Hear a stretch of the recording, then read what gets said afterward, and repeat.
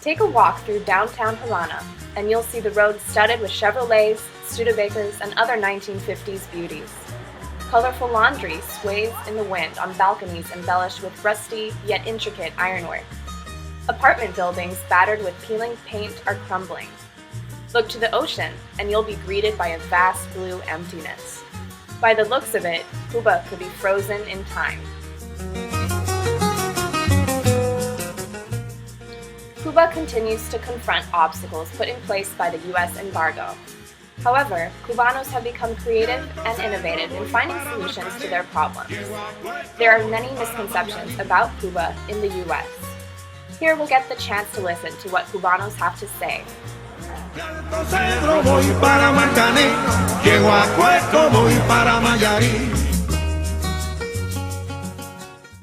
Leonel Gonzalez served as member of the Cuban parliament for 3 terms. He worked as the Secretary of International Relations for the trade unions, representing Cuban workers at the Labor Office in Geneva. He was later elected General Coordinator of the International Relations Committee of the Cuban Parliament, also known as the National Assembly of People's Power. Today, he works at the Martin Luther King Jr. Center in Marianao as head of the Solidarity Program. He met with me on a rainy day to discuss his experience in U.S.-Cuba relations. I had the opportunity to meet with a lot of congressmen from the United States, senators, members of the Congress, members of the House, and it's something funny, because we had relations not only with Democrats, but also with Republicans, especially those being members of a kind of lobby that for many years worked for the lifting of the blockade on Cuba. It was impossible to break, the compromise that the different US administrations had with that policy. We do not have access to medicines, to any products which are produced in the US, or when we have not the possibility of trading with the US, which are our neighbors. When we have to buy rice in Brazil or in Vietnam or in China, instead of buying rice, which is basic in our food, we can buy it just some miles from Cuba in the south of the United States. It will be cheaper the price by diesel, but also the transportation. Eddie Brown is a retired Cuban citizen who now dedicates his time to the MLK Center as an English interpreter. He spoke with me about how Cuba has been affected by the U.S. embargo and the fall of the Soviet Union. It has to do with all aspects and law of the Cuban people and our lives. In the educational field, in the healthcare system, in housing, transportation, food, agriculture, in every single walk of life in Cuba, the embargo has an impact, negative impact, and therefore on the people as a consequence. We have had shortages of all sorts, of all kinds, as I told you. Medication, food, spare parts, equipment, IT technology, where we cannot buy in the U.S. market. Neither the United States will buy any kind of product or commodity that might have more than 10% of Cuban raw material in their component. This is the case between Cuba and the United States, but we cannot buy from U.S. subsidiaries in other countries either. I had the opportunity, when I was a trade union leader, to visit the United States and to make a long tour for 28 cities, 20 states, talking with the workers. It was amazing, how people react when we talk about this. We are pretty sure we are not a threat for national security in the United States. What I can't understand is why the United States, different administrations along 50 years, are slaves of the policies of that Cuban community and their interest in Florida, but the lobby that the Cuban immigration have also in Washington. The blockade is something that we have had to live with.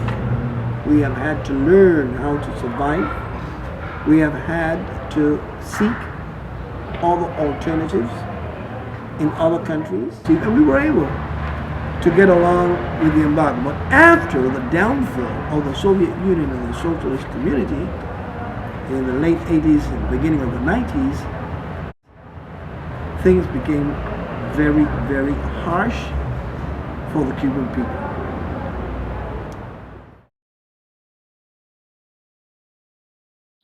With the downfall of the Soviet Union in the early 1990s, Cuba lost nearly 35% of its GDP and practically all of its trading partners. The Cuban economy fell apart. This leads many to wonder how Cuba is surviving. Immediately, we suffered the consequences of a double blockade. How can we live with that oil, without food? Then we had normally 16, 18 hours of blackout every day in Cuba. We didn't have buses to move, we didn't have trucks. How can Cuban people survive under those conditions? I have two explanations for that. First, the social gains of the revolution for the Cuban people. Not a single hospital or clinic was closed, not a single school was closed during those years. Not a daycare center was closed. The measures that were taken to preserve a salary for every Cuban, even in those conditions when the factories were closed, and if not working, at least to provide them with a help from the state to survive. That explains why the Cuban people survived, because the things that have been made before. With an embargo in place for more than half a century, the people of both nations have not had the chance to get to know each other. The lack of contact can lead to misunderstandings and fear. Here are some thoughts from the Cuban perspective about what Americans may not know about their neighbors to the south.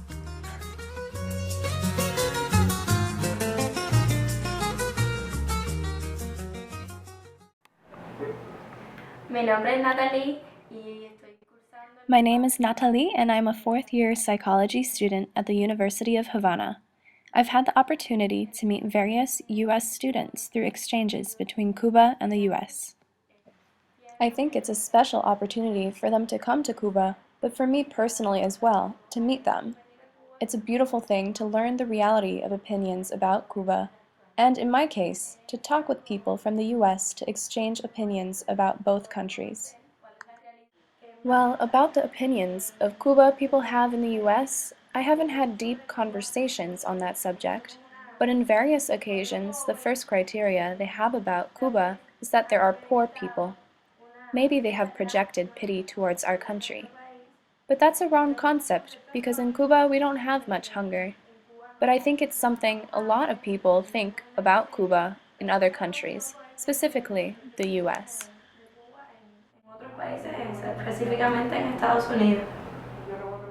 For example, we hosted a student from the United States. One evening, we were setting the table to eat, and she commented, "But you eat like kings!" And it was her impression, perhaps. She was surprised about the food we served her. My mom said, "Yes, we eat what we want. We always eat." It seemed to me that she had a preconceived idea about Cuba, that we eat badly, that we live badly. I like this project because it gives me the opportunity to share with other students, who are the future of the world, to show them the reality, specifically the Cuban reality. específicamente cubana. Es una oportunidad que, que como abre la mentalidad de... It's an opportunity to open the mentality of the students to realize the Cuban reality. We open our homes and we show them how we live.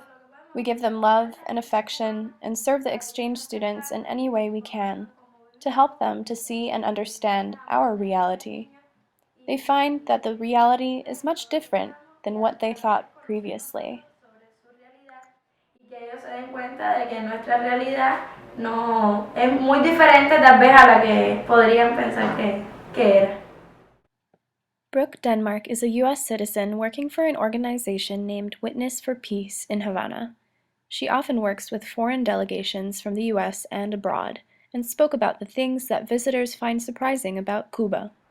There's a lot of myths, or not necessarily myths, I think it's based in some reality. You know, the ideas that people have in the United States about Cuba, it's not like it came out of nowhere, but they're, you know, one version of a story, and there's a lot of history that's happened since the revolution, and some of the information that's in the U.S. is outdated to the, you know, from the 50s, 60s, even like Cold War times, and you know, there's been a lot of changes in Cuba.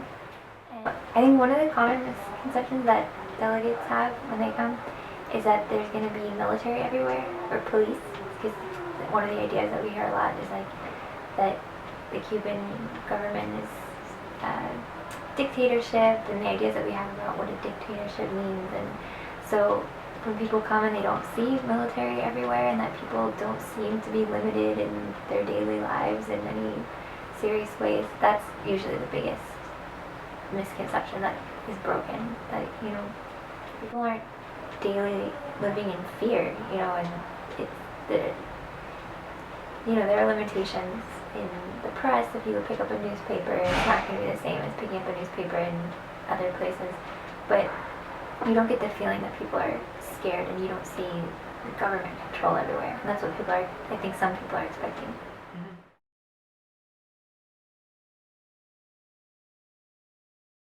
El problema es que nosotros sí queremos hacer negociaciones con el gobierno. The problem is that, yes, we want to have associations with the United States government, but they have not permitted any with us because of a group of Cubans in Miami. There are two main groups. There are American associations that have a lot of money and stop the United States government from having relations with us. Until the U.S. Congress wants to have relations, nothing will happen. For this reason, it's repeated. Those groups are maintaining the embargo because they left Cuba for the U.S. It's about money. It's political, you hear me? But we, the Cubans and the Americans, we love each other because people don't have to face anything about that. Con esa política se han hecho de dinero, ¿no es? Pero nosotros y los ciudadanos americanos nos queremos, porque el pueblo no tiene que ver nada con eso.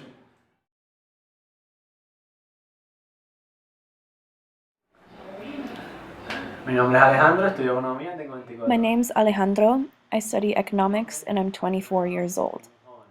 Normally the people that I've met are young. The ideas that they have about Cuba are that it's sun and the beach, the Caribbean, about tobacco, salsa dancing, and so on.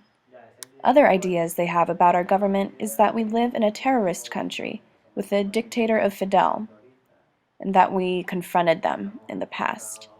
It's an idea that they have when they come here. But it's great to make friends, and we've met the different groups that have passed through the MLK Center. Their preconceived ideas are still more or less about that.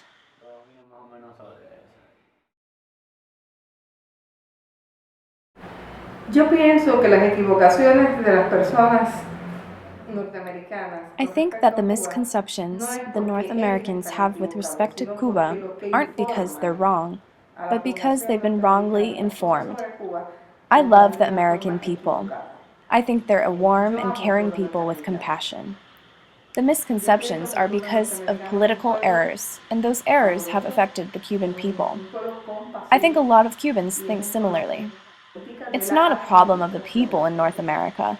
It's a problem between the political administrations.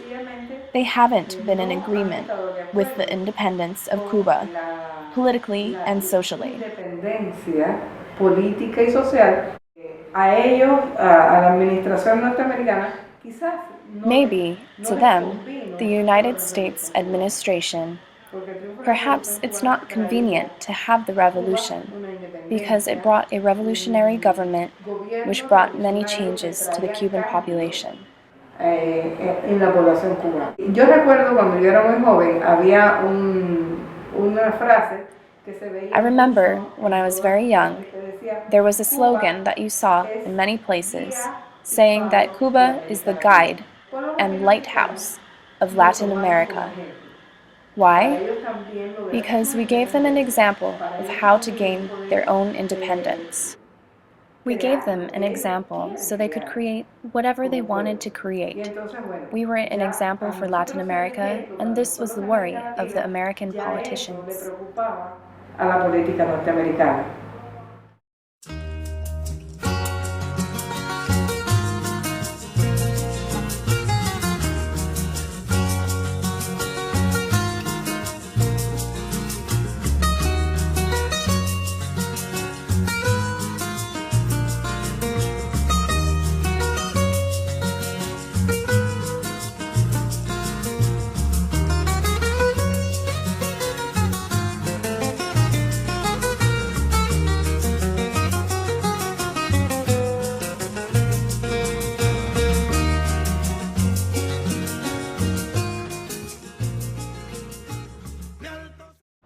I would like to see Cuba growing economically, growing socially, advancing onto better ways and standards.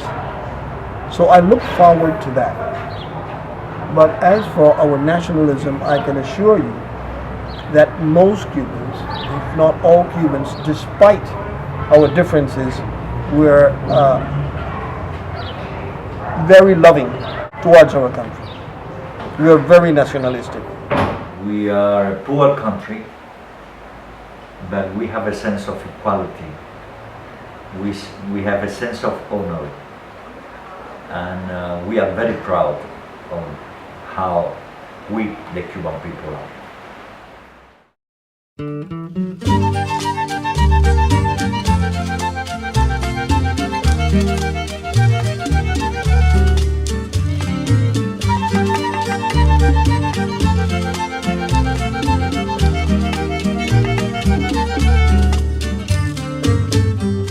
Aprendimos a quererte, chururúa.